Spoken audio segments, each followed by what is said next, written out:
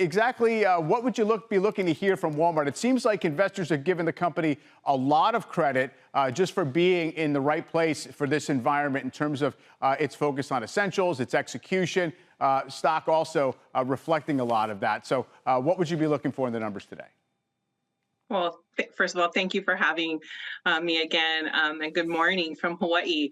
The market is watching the results of all of these retailers, notwithstanding Walmart, and looking for signs of continued consumer strength. I feel like every time an earnings report comes out, I'm watching a sequel of a Rocky film. The consumer just is battling and battling to hang in there and stay resilient. So we're really watching for strong consumer numbers. The expectations, I think, are a little bit different than when Target was reporting yesterday.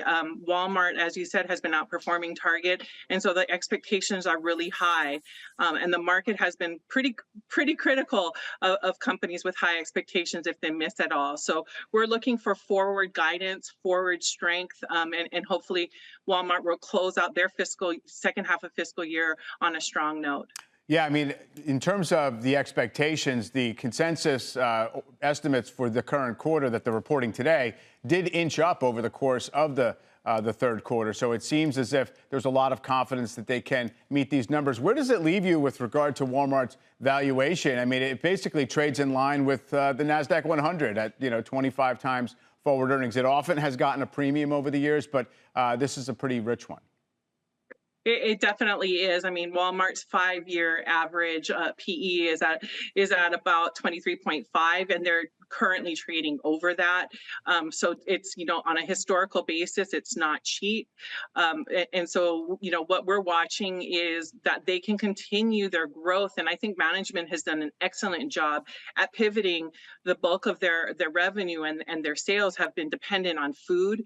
And so it's moving away from being more of a traditional grocery provider into what they refer to as their flywheel business.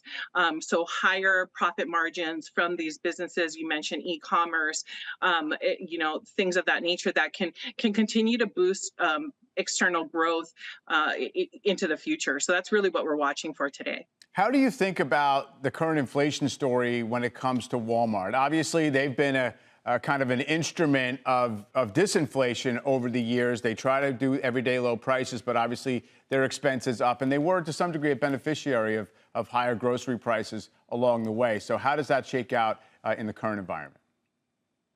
I think the current environment still, while inflationary trends are trending lower, we had some really, decent inflation numbers come out this week that tells us that, that some of that pricing pressure is beginning to be diminished on the consumer. What's really important is to watch where the consumer goes from here. So savings rates, as pretty much everyone knows, are down extremely low. What we're also seeing is because of the pressure from inflation, there really isn't a lot of discretionary spending left. Fortunately enough, the jobs portion of the market has stayed very strong.